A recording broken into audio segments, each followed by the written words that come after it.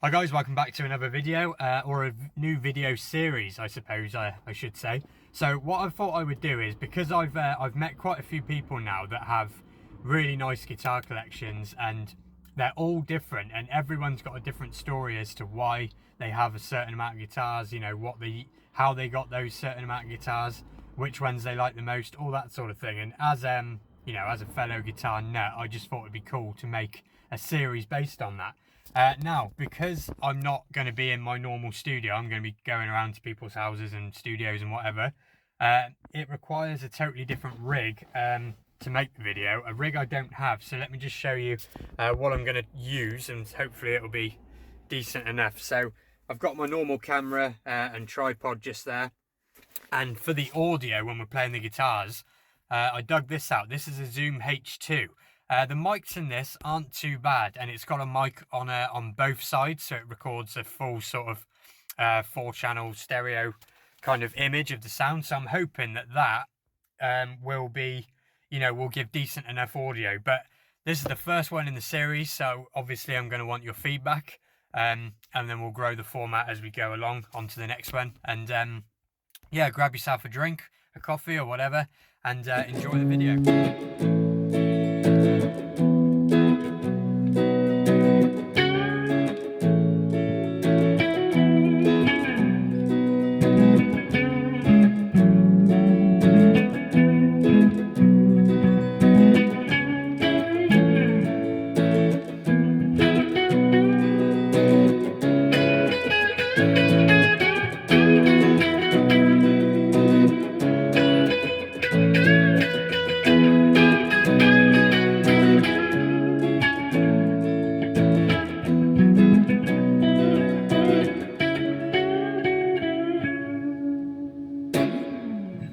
So here we go then, guys. I'm with Phil, and we're looking at Phil's guitar collection today.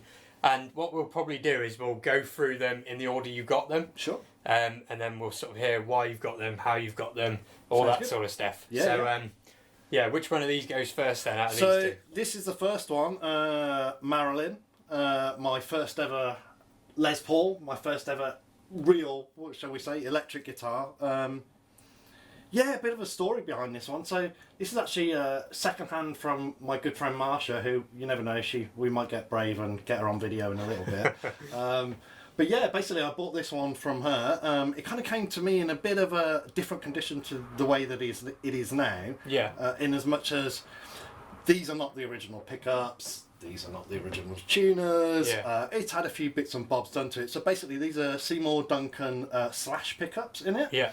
I had to put a new control knob on it because this is all broken, and this is now... What year is this one then? So this is a, let me think, 2004. 2004, yeah. 2000.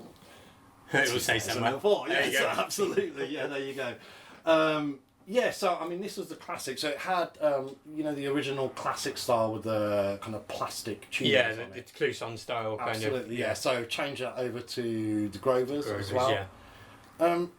Fantastic guitar, absolutely awesome guitar. I mean, these overwound slash pickups are just, it really, you know, if you want to rock out, this is the one that, you know, you can't help yourself but go to it. But there's one bad thing to this guitar, but I mean, this is with all Les Pauls, I think, and this is the reason that it was sold to me, was it's heavy. It's heavy. It's a really heavy guitar, you know. Yeah, I'll tell you what though, it's not the heaviest Les Paul I've picked up. Absolutely. I mean, there's another Les Paul coming in a bit, which is slightly heavier than that one. If we look at the neck profile there as well, it's not super fat neck either.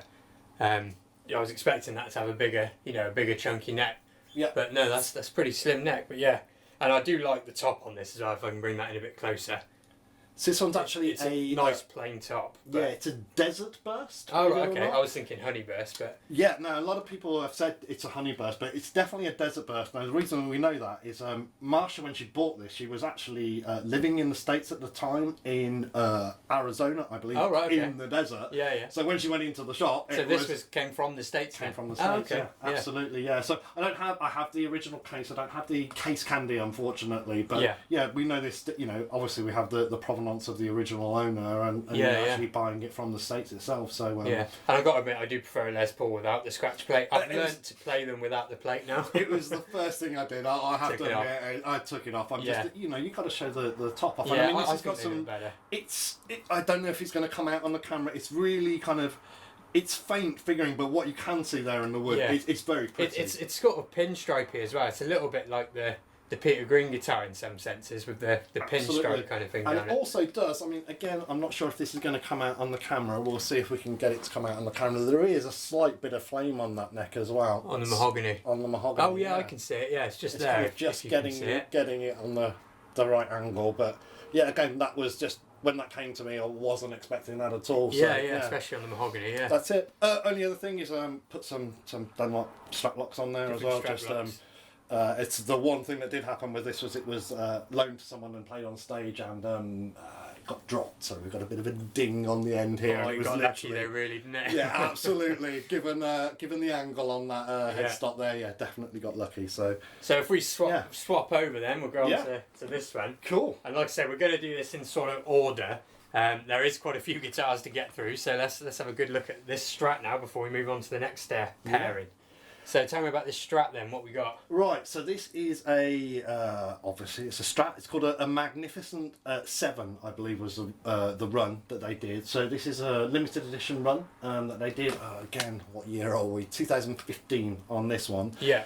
So this is one of the few that, I mean, it's funny buying guitars for me. It's like, I know they say you should buy them in hand and actually play them in hand. This is one of the few that I've actually done that. A lot of them are actually just bought kind of on pictures or that way around. Yeah. But this one was one I went into the shop itself. I went into a nameless shop in Birmingham, big guitar retailer, and I had a number of different Strats in there. So I tried this. I tried some cheaper ones. I tried I think I tried Eric Clapton signature Strat. I tried I think there was a Eric Johnson signature one and an Yngwie Malmsteen. Right, beautiful. with the scallop frets. Absolutely, yeah. And I mean, I was like, they confused me. The scallop frets completely confused me, but picked this one up, and immediately, as soon as I started strumming it, I fell in love with it. Off the bat. It's always a good sign.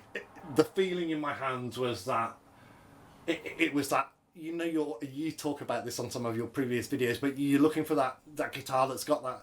It adds up to more than the sum of its parts. Talking to you somewhere adds up to more. Yeah, definitely. Yeah, I think everyone knows what that is. Really, it's just no one can explain it properly. No, very much so. And this was that out of those 5 or 6 Strats that I played. This was the one that did it for me. Yeah. So can I just show the camera a bit closer? Absolutely, some of it? Please do. Good, because this one, it's kind of hard to get it to show up, but it has. I wouldn't say it's not the photo flame, is it? But it does have. No. It does have a flame sort of. Because what body is this? Did you know? Is it ash? It's ash, I believe. Yeah. And you got the flame just there. I'm not sure if that's coming through, but if you really want to see flame, check out the neck on this guitar. Again, it's hard to get the camera to show, but this guitar has an unbelievably flamed. That's a bit better. All the way up. To be fair, that is quite unusual to see on a Strat. Really, the flame, outside of custom shop, I suppose. The flame being that strong. You got locking tuners on there as well. So have you done any mods to this one, or is this sort of... No, this one is literally as is, out the box. I mean, it's just played so well for me over the years, and again, it's got the S1, S2 switching on it, so you can kind of... Noiseless pickups now. Again, we'll go on to another Strat, which I got from your good self, actually. Just these noiseless pickups are fantastic sounding pickups, but they're definitely not. They're not vintage. They're modern sounding pickups. Yeah. I find them super similar. I did a Nashville on the channel a couple of weeks ago or days ago or whatever, and that was the same era as this, 2015, with the noiseless pickups, and I thought they were great, but you do lose a bit of high end. I thought. Yeah, and I think that's it. It's they're fantastic sounding, but it's something about it. It's not. The fidelity of them is not the same. It still sounds good. But on the flip side, I find that suits higher gain better. Absolutely, yeah. You want to stick a drive pedal in front of this, and I mean, this is going to go. Yeah, I mean, the Strat that we're going to compare to, and I was saying this to you earlier. This one, you can just hammer and hammer and hammer and go at it and go at it, and it will take everything you throw at it. Yeah. Whereas I think the more vintage orientated one, you have to play with a little bit more softer, finesse. But definitely, yeah. Absolutely. So that's the first two, folks. We're going to jam out on 2 others now and get on to the next 2 guitars.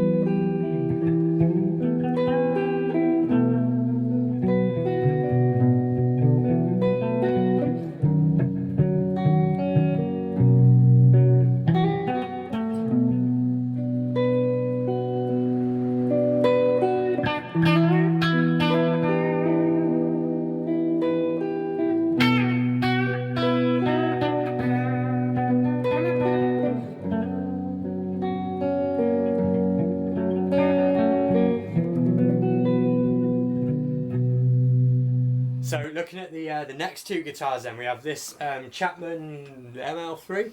ML3, Rob Chapman. Yeah. Rob Chapman, and what is that that you've got there? This is well, yeah. What is it? So I made this guitar.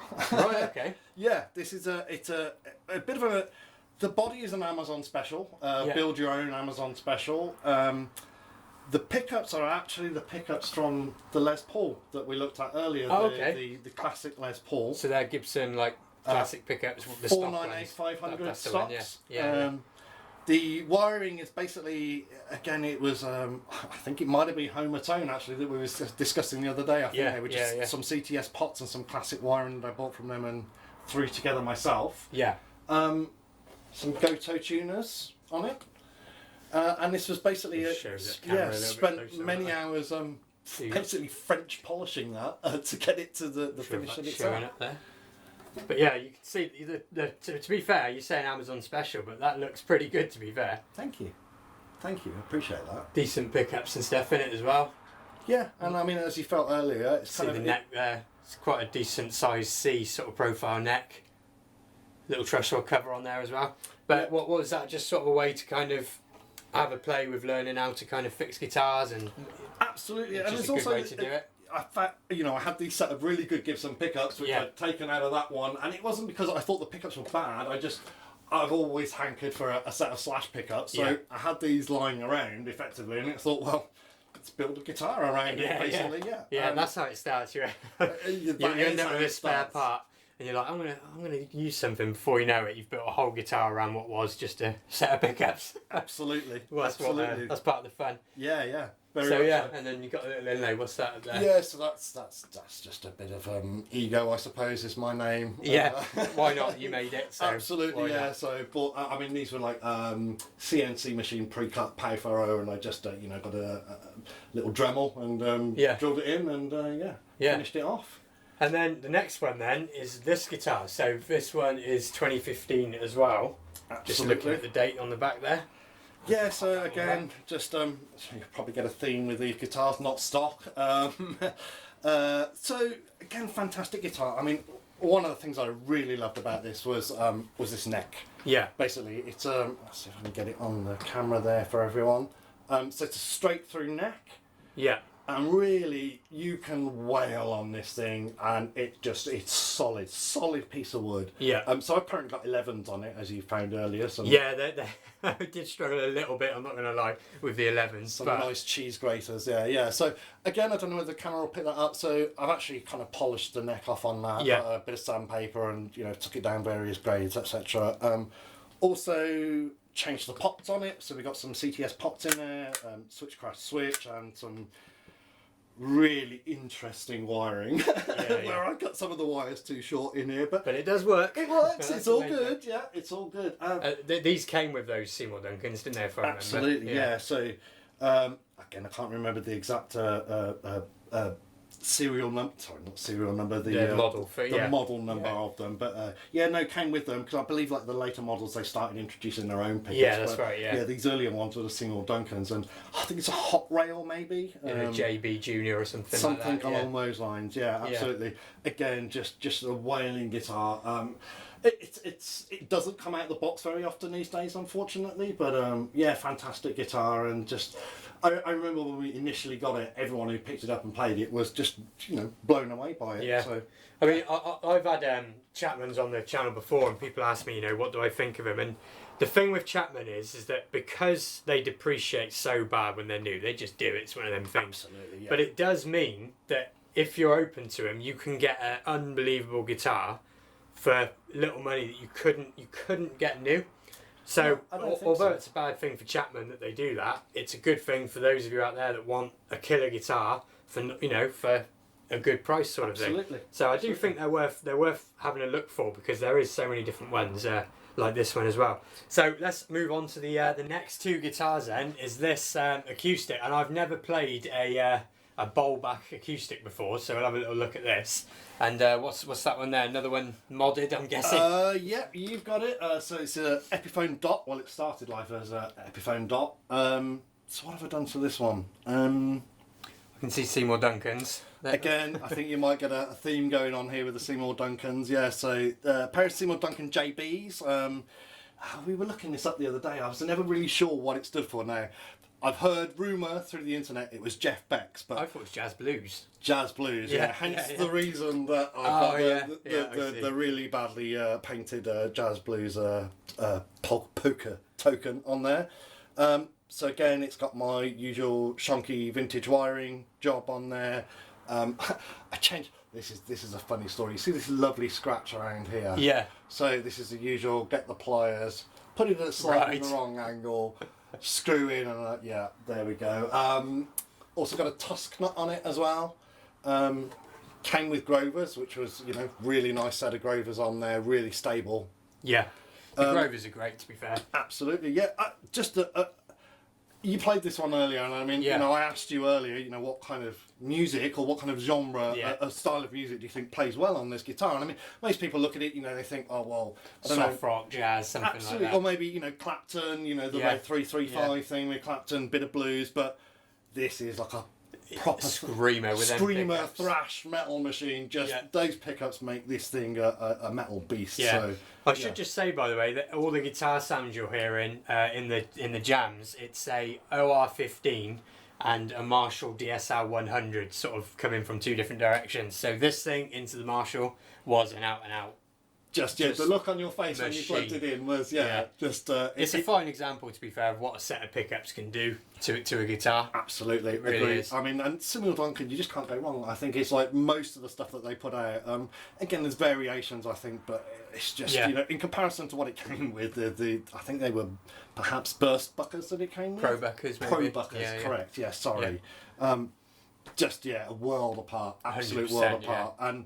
Again, most people pick this guitar up and they come away with a bit of a drop jaw going, well, I wasn't expecting that. And to be fair, it didn't feed back or anything either. And we had the amp reasonably loud in here, about 100 decibels according to the meter there. So it wasn't feeding back uncontrolled or anything. So and it's got that real kind of like, it almost, I think it's something to do with the F-holes and the hollow body, but it almost like it compresses itself on that bass end. It gives you that real ability to chug. And tight as well, I found it. Absolutely. So this guitar then, this is something that I know absolutely nothing about. So if we do a little swapsy, yeah, sure. Maybe you can have a little play on that and see what it is. So is it electric or is it just acoustic? It's semi-acoustic. A tuner built into it as well. But the unusual thing about these Ovations are that just get it on the camera there for everyone. Is they've got like bowl backs on them, and it's something to do with this bowl back and this the material it's made of that they really project.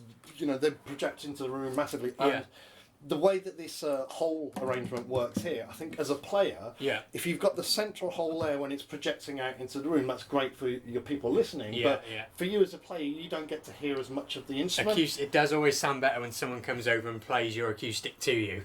That's what it sounds like. Absolutely, yeah. And I find with this kind of arrangement here, as the player, you get a lot more of the resonance of the instrument yourself. Because you're that much closer to it. Yeah, I've seen a few guitars nowadays, modern ones, they have the hole up here. Right, okay. As well as on the front, but a lot of modern acoustics are starting to have the hole at the top. I think Tele might have been the first to do it, correct me if I'm wrong.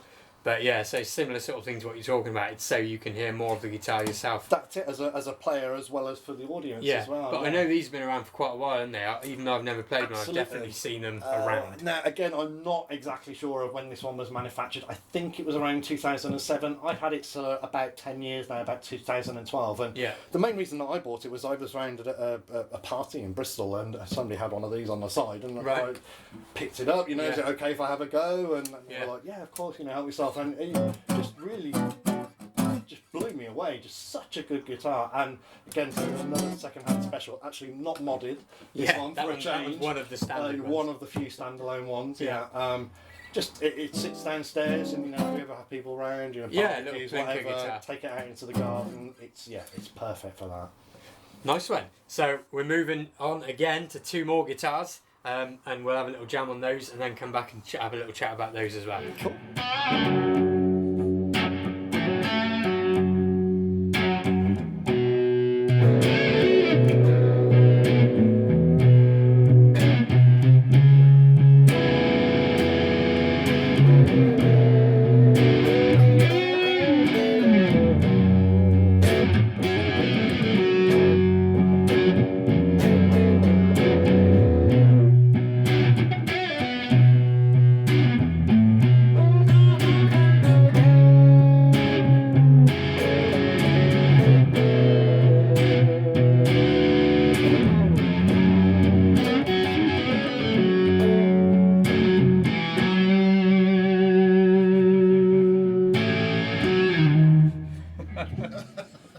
So the next two then, this is two I've been looking forward to. This is a 1972 Les Paul Custom. So if I give you that one in just a second. Yeah, yeah. And we'll play a little bit more of that as well. I think it warrants it. Absolutely. And how did you get this guitar? What was the story of story of this one. Yeah, interesting one. This one is not modded, you'll be pleased to know. Yeah, this is 100% original. Everything is original about it from 1972. Original frets. I've got the case and candy, as you've seen as well. Yeah. So this one was, I work in IT. I was working as an IT contractor, and every now and again I was putting a little bit of money away. I was saving gold coins, basically, gold sovereigns. Okay. And I had this collection of gold coins, and every now and again I go and look at my gold coins, and I think they're nice. Yeah. Can't play them. I can't do anything with them other than look at this set of gold coins. Yeah. No, exactly. Yeah, And it was.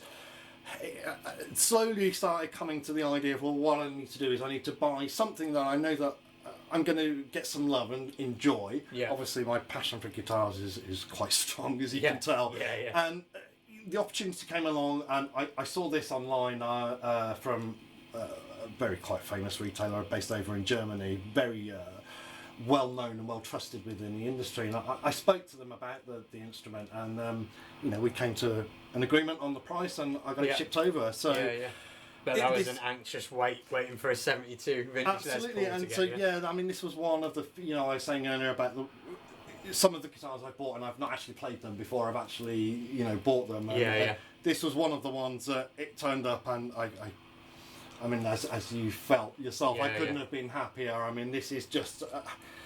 This is one of these guitars that we were talking about, that it adds up to more than the sum of its parts. Yeah. Absolutely. I think this warrants a little bit of a close-up on the camera as well. I think you've got to show it, the Grovers on it. Yeah, and also something unusual is the Gibson embossing on the pickups. So what's that about then? Because that's not something you see. No, absolutely. So only in 1972 they did the embossed pickups. It's Just also, again, year. I'm not sure if he picks it up on the camera, it's the pancake body as well.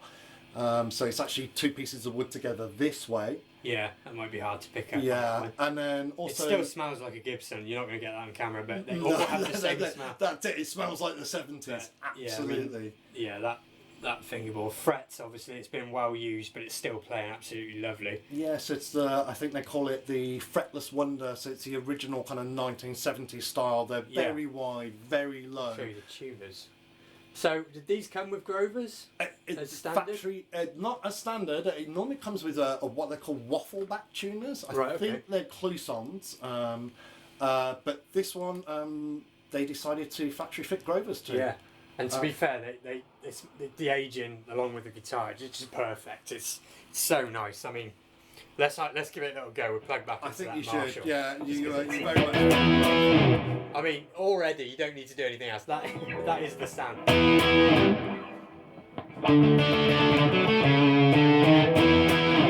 And you were saying before when we played this just a minute ago that the people that have picked it up, for some reason they play Led Zeppelin They immediately go to Led Zeppelin. It's very strange, and it's about 4 or 5 people who've done exactly the same thing with no prompting. Yeah, absolutely. So I think you mentioned like some guitars they carry around tunes with them. Yeah. This seems to be one of those. It's just such a great sound. To be fair, that is, that's it's a vintage guitar. It doesn't get much more special really in terms of guitar nerdery, does it, than having something like this. No, and I mean, in your collection. I mean, look how that binding's gone as well. That is proper yellowed off, which is all natural obviously, and looks absolutely awesome. To be fair, so that's if I give you that one back. Yeah, of course. And you have another Gibson here. So this is an SG, very similar to the one I had in stock recently actually, black ebony SG. What's the story with this one? So again, surprising guitar, this one. I had no intentions of buying an SG.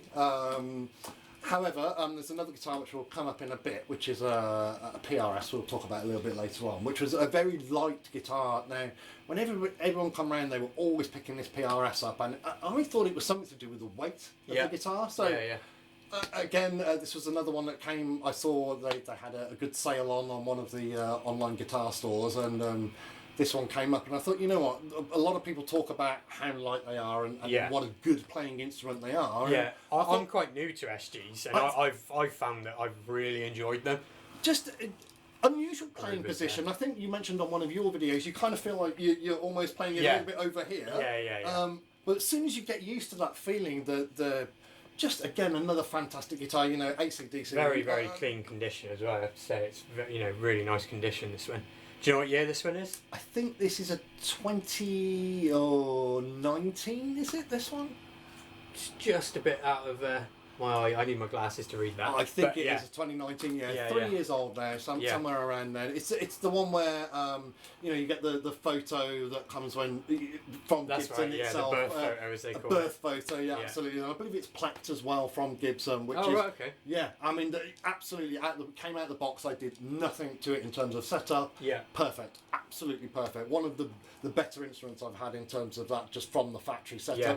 Apart from lovely neck PRSs. carve as well. Slightly bigger than a medium C, but not. That's my sort of neck carve. I like the slightly bigger neck. Looked this up yesterday, so it's called a Gibson Slim Taper, I believe. Yeah, I don't like the names like that though, because they're just. It doesn't make any sense, enough. does it? No, when you compare it next to Fenders. Exactly. It's like the whole 60s C. Well, have you played a real 60s C? Because they're not small, not compared to the new ones. Yeah, baseball bat. But this is a nice neck. It's not tiny. It's not absolutely huge. One of the newest series, like you just said, and a lovely SG, to be fair. So that rounds up the Gibsons. I think we're going to move on now to the PRS guitars.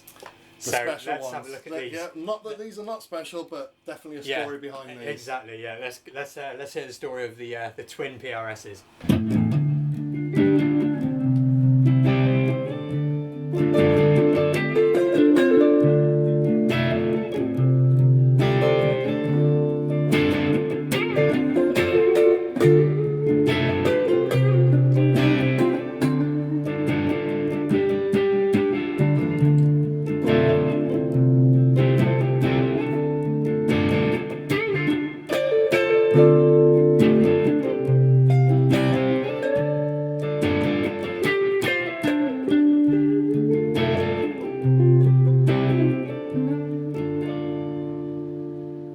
So here we go then. I find myself holding a Coreline PRS Custom 24 alongside another Coreline PRS.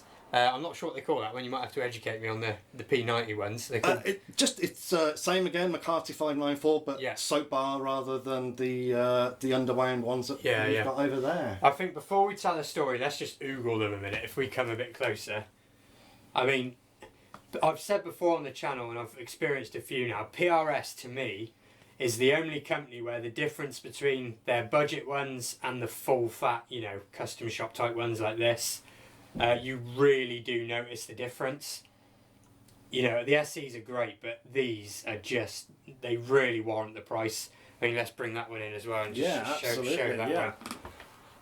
So let's get that one in shot for everyone. The top, the different woods they've used, the material on the fingerboard is just unbelievable. Absolutely. So this is actually Brazilian rosewood on this one, which just... Perfect. I mean, I've never had a guitar with it. Set of flaming necks. Unbelievable. So what's the story with these two then? How did you come to own two of these amazing guitars? Wow, yeah, definitely a story behind these. So I think you realise that there's a little bit of guitar safari in me where... that's it, yeah. Every now and again we go out and we slay a new beast and that comes into the stable, but there comes a point I think when anyone who does that kind of safari where you got to consolidate and you got to definitely that's part of the fun though, because as long as you buy right, it's never going to actually cost you much. You can just keep going and going and going. Hopefully, that's how this whole thing began for me. There you go. There you go. So this guitar was very much part of a consolidation. Basically, I had a number of guitars which were beautiful instruments, but just sat in boxes not being played, and it is something else. It really is nice. That's not what you want for a guitar, is it? Just to have it sat around under your bed, on the top of the wardrobe, whatever. So I sold a number of instruments and decided I was going to get a full fat PRS. Yeah, big decision to be fair. That these are not not cheap guitars at all. Not at all. No, hence the reason why it was a number of guitars I had to consolidate to actually afford this one. Now I went. Again, this was not the guitar that I was going to buy. I went to have a look at another one. It was a McCarthy 58, I believe it is. So major differences that I could tell was it was very similar to the Paul's guitar, in as much as it was a singular bridge setup rather than the kind of double Les Paul more traditional setup. Yeah.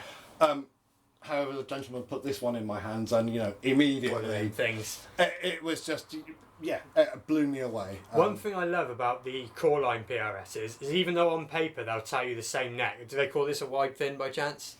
Is that what they call it? I believe they do, yeah, compounded as well, I think. Yeah, but it's the wide fin SEs are totally different to these. They really are. This is lovely. It feels familiar.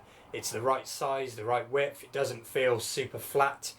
And same for that one, and same for a couple of the higher end, should we say, PRSs that I've tried, and I just love that about it. So that's how you got this one. But obviously, did this one come after this one? Or? It did, yeah. So when I bought this one, and the gentleman who sold it to me, I was interested. Well, where did you stock this from? I mean, obviously it's a beautiful guitar. It was second hand that I bought it, and I was kind of, what's the provenance? Do you know where it's come from? Yeah.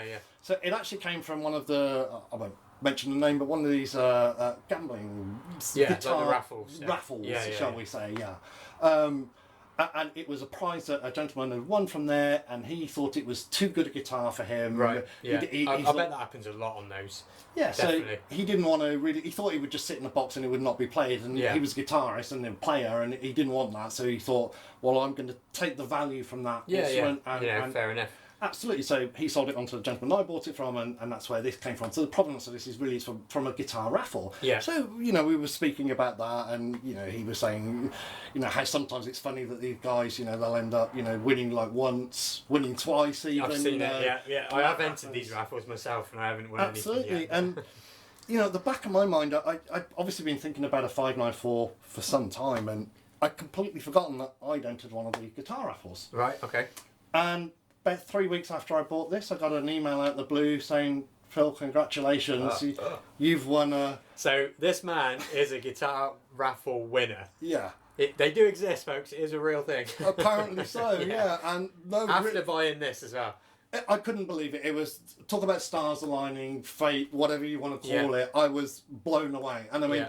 I was quite worried when I got the emails. I was thinking, well, I've just bought a 594. It's oh my God, what am I going to do? I'm going to sell it? Yeah. And then this thing turned up, and these soap bars... As a pair, though, I mean, they are different. They've got different pickups. They look different. And just as a pair of high-end PRSs, I mean, it is special, mate. It is to ever go for those. And I mean, it's like, that one's got all of the the rock, and you can do metal and whatever you want, and this one it's coil splits, by the way, as well. Probably they knew that. The vocal quality of these pickups, you turn them down and it's just, you can really make this guitar sing. And I must admit, I come in here and I look at both guitars, and the choice of which one to play, sometimes it's just like, well, what style of music are you playing, I suppose, more than anything. But I'm blessed. I feel truly blessed to have won this thing. I mean, obviously we've already seen some pretty lovely guitars, but as a pair, these two complement each other so well in every possible way, and I've really enjoyed them. Like, I'm quite new to PRSs of this, the proper Coreline ones. And as I've said already, I really do think they are worth that extra jump from SE, whereas perhaps some other brands, you could just get the cheaper one, it's fine kind of thing. But with PRS, it absolutely is worth it, and this is two stunning PRSs.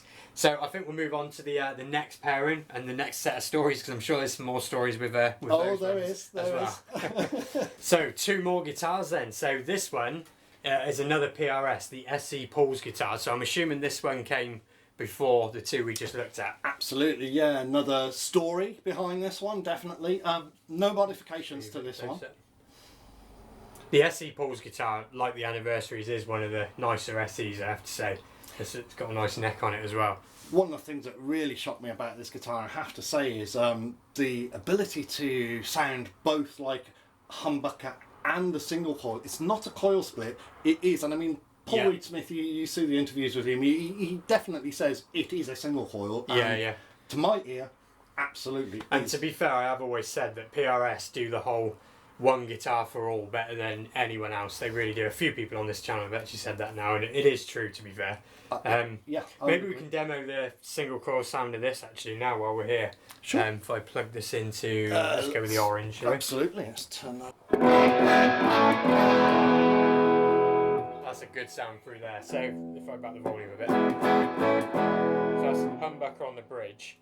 There's your single coil straight away. Immediately cleans up. Yeah. Go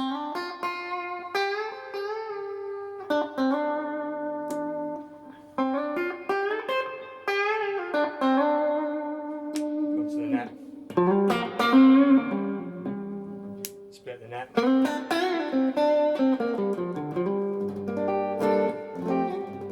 And I really do think they do that better than anyone else, the way they split those coils.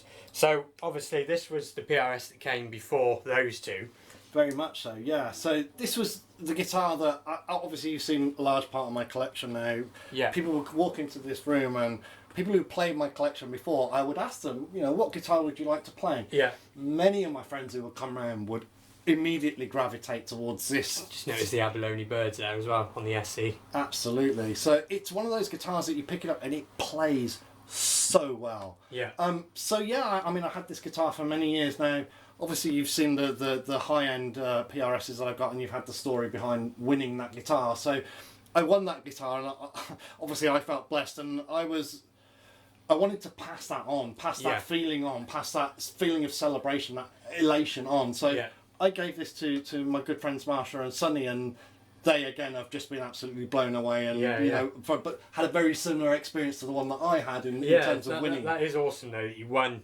You know, you got your dream guitar, then you won your dream guitar, and then obviously you get to pass that on, and that's what this guitar is. And to be fair, like I said, the SC pulls and the anniversary stuff, it really is. You know, they are nice guitars, to be fair, and it's pretty cool that you pass that on to one of your friends after winning. Had to be done. I mean, you know, and it's the fact that every time they came round, they always gravitated towards this guitar. Now, I always used to call it blue. Now, apparently, someone's come round to Marsha and Sonny's house and said, but it's green. Yeah, I'm getting more of a green, I guess. So this guitar now has a name of Bleen. Bleen. This is the Bleen, yeah. Yeah, I suppose, you know, it changes over the years, doesn't it? Especially this colour, I think, changes a lot. Absolutely. I think definitely when I got it was a lot more blue. I mean, it's Aqua, I believe, is the actual proper name for it. But yeah, fantastic guitar. Just so pleased to be able to... vintage style tuners on there as well. Yeah, pass that joy on and pass that musicality on.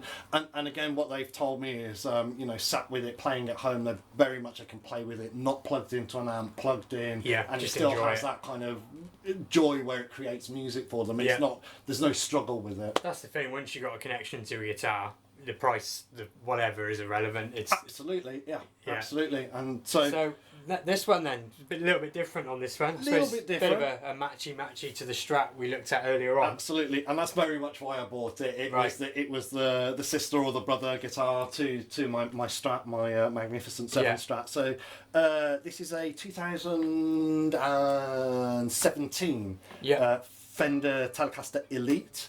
I very much wanted one which had the binding on, so you know, at the time the Elite was the only one that had that. Now, this one, whilst you may not be able to tell, also got the S1, S2 switch in here. Like the Strat. Noiseless pickups on it. Also got the Fender locking tuners. I just want to show a close up of this fretboard in case it's not showing up either. Look, do you know what fretboard this is? I think it's Pau Ferro, believe it or not. Yeah. It's just, hopefully that's coming across there. But definitely got some real figuring in it, hasn't it? Yeah. But it's super dark. If that is Pau Ferro, that is the darkest Pau Ferro I've seen. I may be wrong. But I have seen Pau Ferro with this kind of zebra pattern in it before as well. So, yeah, it might well be. But yeah, light guitar as well. Yeah, it's really got that. Yeah, Tele spank to it. I mean, it's now this is again like in terms of like when I first got this guitar, it was bought sight unseen. Now, I pulled it out of the box and I found it very like sharp around the edges, difficult to like. You had to pick a fight with it to play it. And there's some Teles you really have to pick a fight with it. Now, again, there's a certain show on YouTube, maybe Mick and Dan might be some names of some people, and I know that they've said very similar things about their Tele and his feeling of it. He had to play Fight it in. with it. Yeah. And this one, I'm feeling like it's got to the point now where I've played it in enough that It's your guitar it's starting now. to become my guitar now. Yeah. Again, this one it actually isn't stock, so I changed the pickguard on this one to match the Strat. Yeah, that's why I said it was a match. Absolutely. So it came with just a plain white pickguard on it, but this is for my sins, I actually had a custom shop one imported from the States. I mean, that's going to that's when you know you're into your guitars, when you're willing to Well, call up the custom shop. I need this scratch plate, and I only need one. Yeah. So yeah, send it over and sod the cost, which is basically what happened with this. And still a really fantastic guitar. Probably the bit that I'm not sure again if the camera will pick that up. It's got the I don't know what you call it, the neck heel, sort of soft contour kind of thing. Absolutely, which just makes it that much easier to play. And again, I know some people don't like the belly cut on Teles, but again, that was something. I do. I'm a fan of that. Yeah, it just made it. It's not. It doesn't feel like a Strat. How can a Tele feel like a Strat? I mean, you know, it's. I think again, there's another old adage of you can play a whole gig with a Strat, but maybe not with a Tele. Yeah, they do dig in. You know, if they're not your go-to guitar, they do dig in, and having that. Although it's not got the contour on the front, is it? It's just the one on the back. No, so. it is just the back contour on it. Yeah, absolutely. But again, another fantastic guitar. I wouldn't be without it. I mean, it's just that whole, like I say, brother-sister relationship, Strat to Tele, and I think having a matching Strat and Tele is a cool thing. To be fair, I'm a Fender guy as well, so it's. You know, that is a cool pairing, that's for sure. Absolutely. It's that, you know, and again, it's we talk about having, you know, certain, everyone gravitates towards the Les Paul, the Strat, the Tele, the 335 or the Epiphone in my case. I think it's part of the set, and this is sound you've got to have. Absolutely, it's not going anywhere for nowhere soon. That's for sure. Yeah, it's a nice guitar to go with the other one. So absolutely. Let's look at two more Fenders now, and these are two that I'm familiar with. So we'll get onto those, and we'll do a little jam on them as well.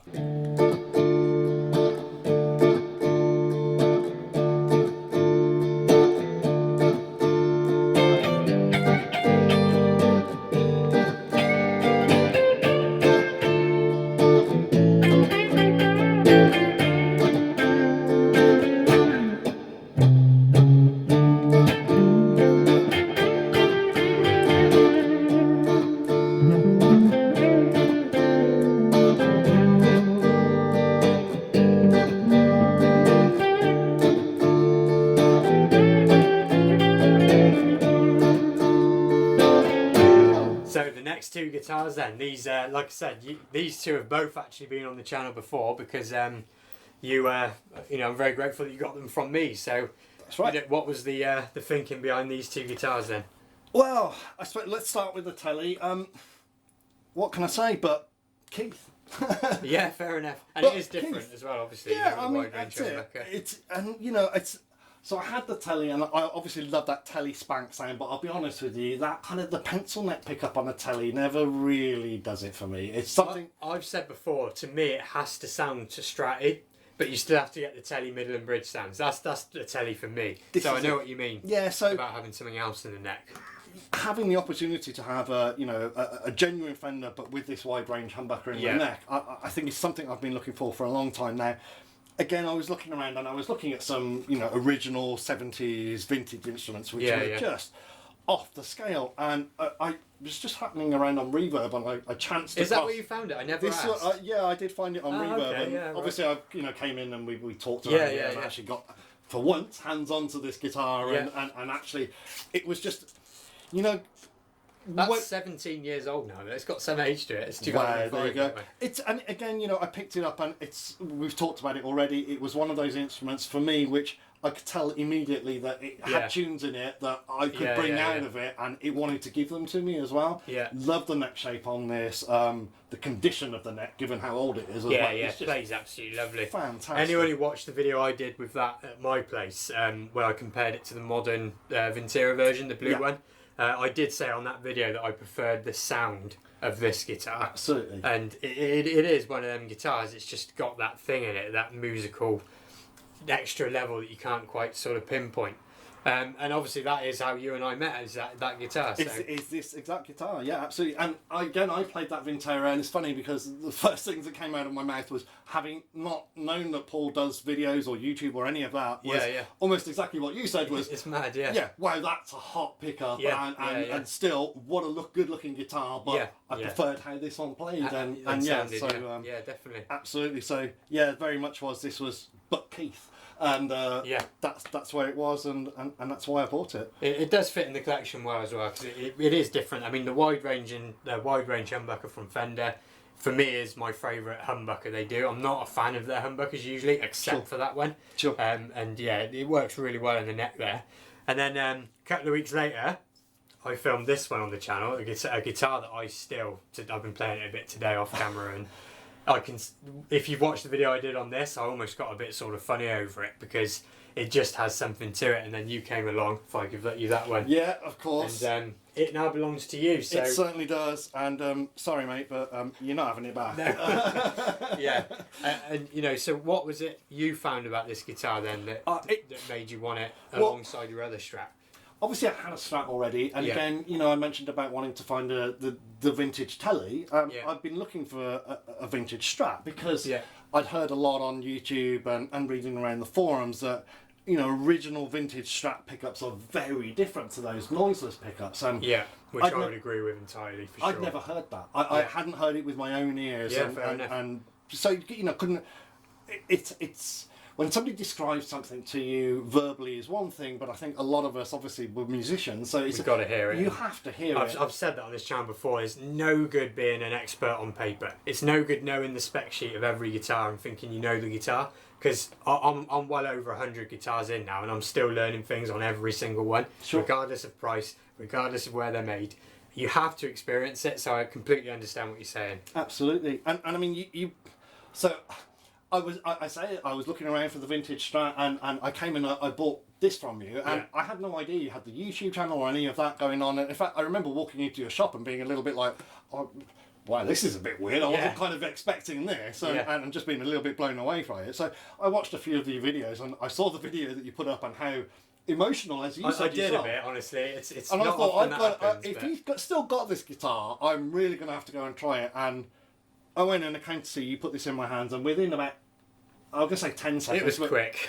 Maybe about quick. 3. It was a no-brainer. It's an amazing instrument, and everyone who has played this guitar has reacted the same way. Yeah. Which is, it screams tunes at you. You can't help but... You're not challenging yourself. It's like the guitar plays itself for you. That's how I found it as well. It was one of them things, even if you just sit and play one chord and just listen to it, it's almost talking back. And it's if you could find 100 of those, you'd have the best stock in the world. But you can't. What am I trying to say? It's not something you can purposely find. Then it's something that happens by accident. It's an aberration. Yes, absolutely. It just. When you find them, you know you've got something special. And for me, by the way, coming back to where you are and with your collection, I'm actually honoured to have sold it to you. Thank you, mate. I appreciate it. And I mean, this is another one that I mentioned earlier, that the custom is like it's my niece's inheritance. This is definitely going to be going. I'm never gonna. It's blown me away that an instrument can be this good when it's. You know, it's so basic. It's such a basic formula, isn't it? It really is. It's more than the sum of its parts. I think that's all you can really say about guitars like that. Agreed. And it's not a particular looker, but it's how it plays and feels in your hands. It's amazing. Yeah. I think on the video I said that if that's how the MIJ reputation was founded, because I've played quite a few MIJs, and believe me, they're not all like that. Right. Okay. But when I finally got around to that one, I was just like, if this is where the reputation was born, I could totally get it. Absolutely. And having had this guitar for a few weeks now, and just you've seen the collection now. This actually is probably my go-to now. It's like that's crazy, 9 times out of 10 I'm going to be picking this up rather than the PRSs or the Gibson custom shop. So speaking of your collection then, there's one that we've yet to look at, and it's the newest one to the collection, and I have never had one of these on the channel before, ever. For some reason, not sure why, a bit like the SGs, it's just escaped my reach, and we'll get onto that now, so let's check that one out. The first V ever to be on the channel, so this one is your most recent acquisition. Absolutely. 3 days old. It's a bit like a bloody broomstick, isn't it? You don't fly off on it. Condition-wise, this is from 2000, like Phil just said. and it is in really, really good condition, to be fair.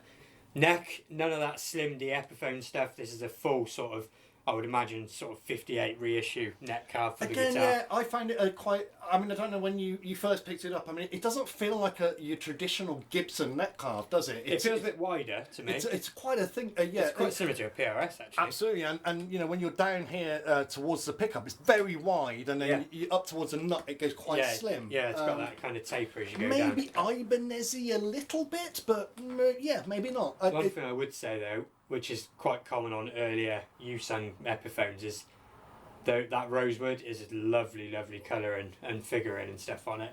The grain and stuff. Yeah. I just wish that budget guitars or more budget-friendly guitars still came with rosewood boards. It's just a thing I've got. I've mentioned it loads of times, but. No, I kind of agree. And, you know, when I said earlier that the Telecaster was Pau Ferro board, and I was quite surprised with the figuring on that, I tend to agree with you that I prefer the rosewood myself. Although, having said that, having recently bought 2 maple neck guitars off of you... I like the maple as well. I just think if you're going to have a dark one and it's not ebony, Brazilian rosewood, that's being too greedy. It's only the super special or vintage guitars tend to have that. Or ones you win. Or ones you win. But that's the ultimate for me. Absolutely. It plays unreal. Yeah, I mean, how lucky. But outside of that, just a nice piece of rosewood that you used to be able to get on almost anything is perfect for me.